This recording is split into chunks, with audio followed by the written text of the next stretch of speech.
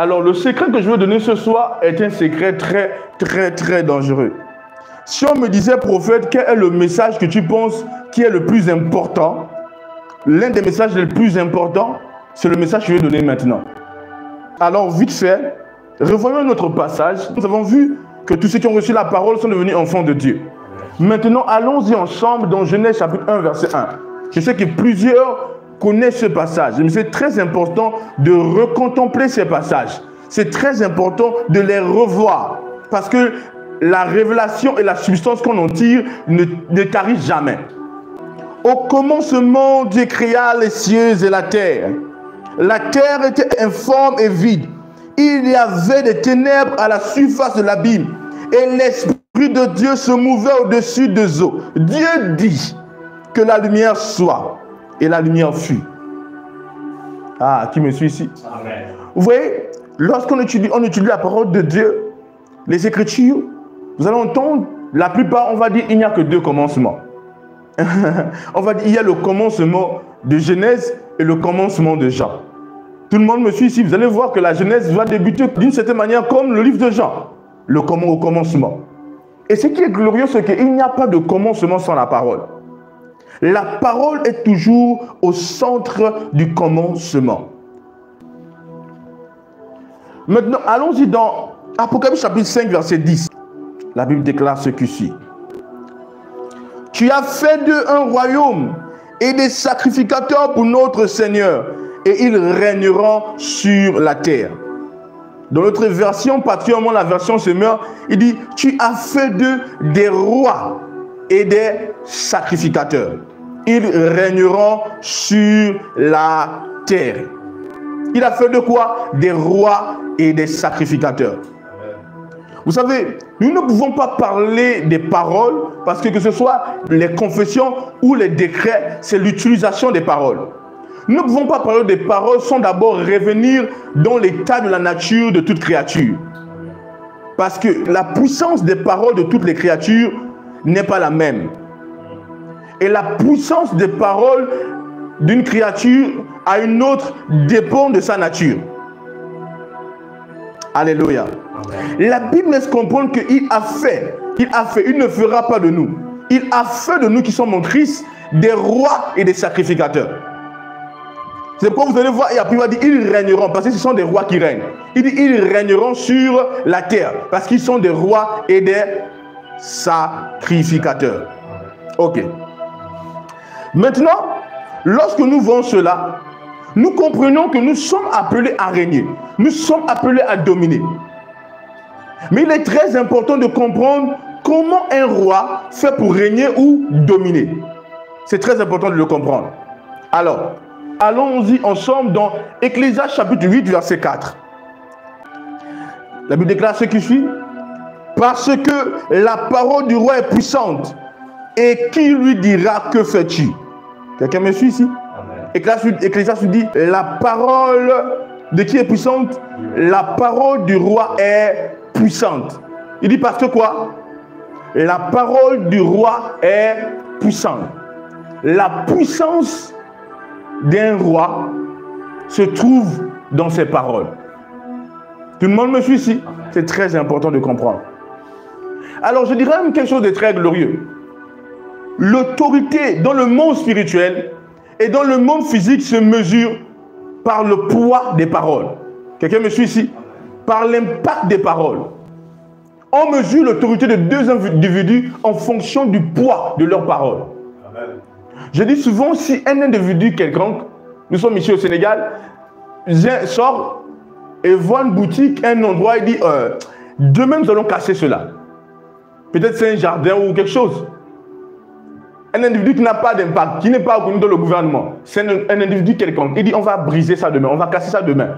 Ou il y aura une route ici qui va passer comme ça. Il essaie de parler. Pensez-vous que le lendemain, il y aura un mouvement?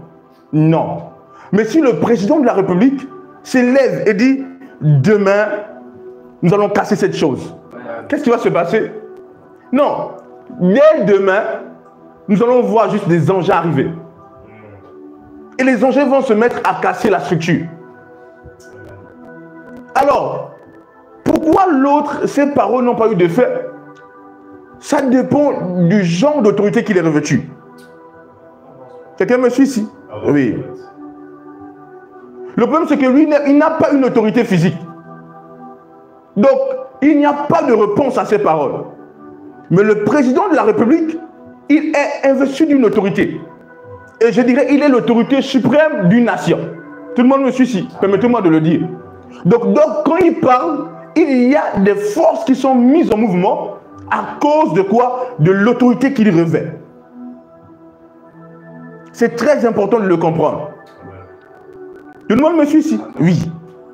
C'est la même chose dans le monde spirituel. Dans le monde spirituel, l'autorité se fait valoir par l'accomplissement des paroles. Vous voyez? Je pouvais vous dire une chose très forte. Il n'y a pas que les hommes qui parlent. Dans le monde spirituel, les esprits parlent. Et même dans la reine des esprits, l'autorité de deux esprits peuvent se mesurer par le pouvoir de leurs paroles. Tout le monde me suit ici. C'est très important de le comprendre. Mais la Bible laisse comprendre que nous, en Christ, nous sommes des rois. Et l'autorité d'un roi se trouve où? Dans ses paroles. Et Christ a dit qu'il y a de la puissance dans la parole du roi. Et si nous laissons même l'aspect du roi et nous revenons dans l'aspect des nouvelles créatures que nous sommes, j'ai toujours dit, quand j'enseigne à propos de la divinité, à propos de Dieu, à propos des fils de Dieu, j'ai toujours dit que de même qu'un chien se défend, par quoi? On va dire par sa bouche, n'est-ce pas? Un chiot se défend aussi par quoi? Par sa bouche. Si un serpent a un venin, le bébé du serpent aussi, l'enfant du serpent a le venin. Il se défend de la même manière. Vous savez, en 2013, j'ai passé par une phase, je l'ai écrit même sur ma Bible, par une situation. Et là, je me suis demandé, j'ai dit, Seigneur, si tu étais à ma place, qu'est-ce que tu devais faire dans cette situation? Et Dieu m'a dit, c'est simple. Si j'étais à ta place, je devais parler jusqu'à ce que la chose change. Dieu se défend avec ses paroles. Dieu ne se défend pas avec les poings. Dieu se défend avec ses paroles. Et la Bible laisse comprendre que nous sommes des enfants de Dieu. Un fils de Dieu doit comprendre l'art de parler. Tout le monde me suit ici. Pas l'art de parler dont l'aspect de maîtriser peut-être une langue humaine, non. L'aspect de parler, la conscience du pouvoir des paroles dans le monde spirituel. Tout le monde me suit ici. C'est très important de le comprendre. Donc même si on va dans le contexte de la divinité, un Dieu se défend par sa bouche, ses paroles. C'est pourquoi je dis, un chrétien silencieux meurt silencieusement. Un chrétien, un enfant de Dieu qui ne sait plus utiliser ses paroles, cet enfant de Dieu va disparaître comme un jeu. La puissance, le pouvoir de tout enfant de Dieu se trouve dans les paroles d'un enfant de Dieu. Je vous assure.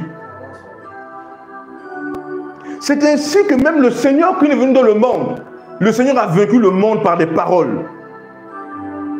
Je vous assure. Comment le Seigneur a fait pour ramener Lazare à la vie? Tout le monde me suit ici.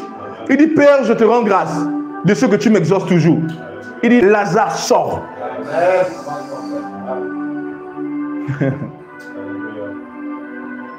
Nous allons voir que tout ce que Jésus a eu à faire, Jésus a vaincu le monde par les paroles.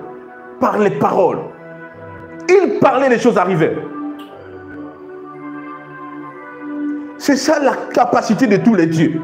Le pouvoir de tous les dieux se trouve dans la bouche. Le pouvoir de tous les fils de Dieu se trouve dans leur bouche. Si un enfant de Dieu n'est pas conscient de cette réalité, il se perd. C'est l'ultime secret pour la manifestation des fils de Dieu.